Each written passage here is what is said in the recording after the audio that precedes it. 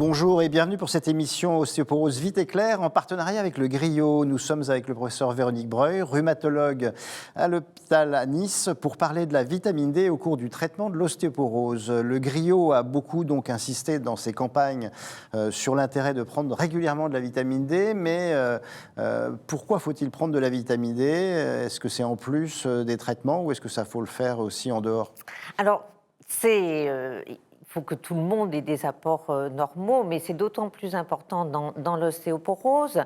Pour reprendre cette image que j'affectionne, l'os, c'est comme une toiture. Il y a les poutres et il y a les tuiles. Et les tuiles, c'est le calcium et la vitamine D. En fait, la vitamine D permet à l'os de se minéraliser et donc d'être renforcé. Donc, quand on a les os fragiles, il est indispensable d'avoir des tuiles en bon état, c'est-à-dire suffisamment de calcium et de vitamine D, et également des poutres en bon état. Alors, est-ce qu'on connaît les besoins habituels en vitamine D au cours des âges et au cours de l'ostéoporose? Oui, alors les besoins, bon, ils sont à peu près de 400 unités par jour. Je veux dire, ils sont plus importants pendant toute la phase de croissance, la phase où on acquiert son pic de masse osseuse, c'est-à-dire l'enfance et l'adolescence. Ils sont un petit peu plus importants aussi pendant la grossesse. Et après, quand on vieillit, la vitamine D, elle est synthétisée notamment par la peau. Et avec l'âge, notre peau vieillit et va synthétiser moins bien la vitamine D.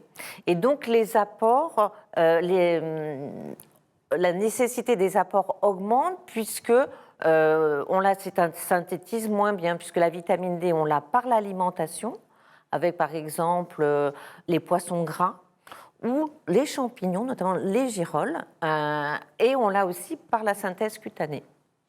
Et à partir de là, quel type de vitamine D on doit prendre? On voit qu'il y a des gouttes à prendre tous les jours, il y en a d'autres qui prennent des ampoules tous les 2 mois, tous les 3 mois ou tous les mois. Comment est-ce qu'on s'y repère? Il y a un truc qui est mieux que l'autre? Alors, on dit qu'il vaut mieux avoir des prises rapprochées de vitamine D, mais le format goutte est normalement réservé à l'enfant. Donc, après, il y a différentes doses. Ce qu'on sait maintenant grâce aux études, c'est que il y a longtemps, on avait une grosse piqûre de vitamine D par an.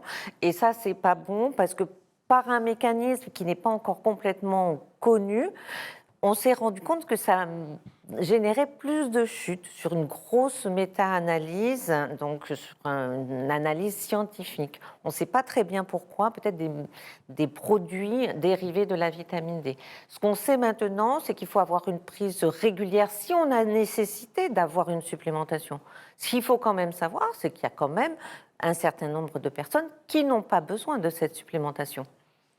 Et à partir de là, est-ce que quand on prend une grosse ampoule, est-ce qu'on a un risque d'intoxication à la vitamine D ou est-ce que c'est le médecin calcule ça en fonction des apports? Alors, le médecin va calculer ça en fonction d'une prise de sang, d'un dosage dans le sang, d'un taux sérique. Et il va adapter finalement la dose qu'il vous donne à ce taux sérique. Avec, si vous manquez de la vitamine D, une première phase, on va recharger finalement les batteries et après une dose d'entretien. Il n'y a pas de risque, si vous suivez les prescriptions de votre médecin, il n'y a pas de risque de surdosage. Par contre, prendre de la vitamine D comme ça, sans dosage et sans prescription de votre médecin, il peut y avoir un surdosage, sauf que chez le sujet âgé, on peut proposer de prendre un peu de vitamine D sans nécessité de dosage chez les sujets vraiment âgés.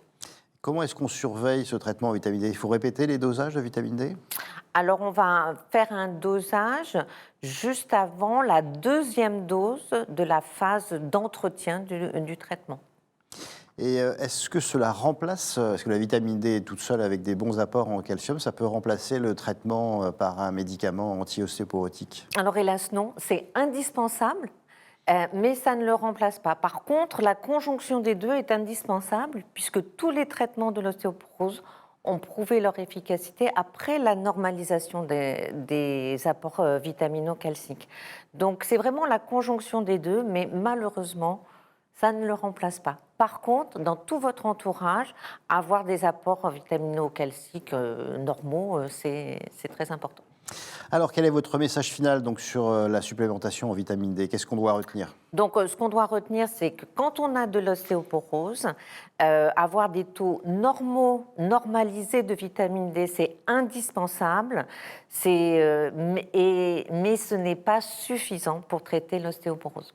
Merci Véronique Breuil. Je vous rappelle que vous trouverez toutes les informations nécessaires sur le site du Griot, dont l'adresse s'affiche en ce moment.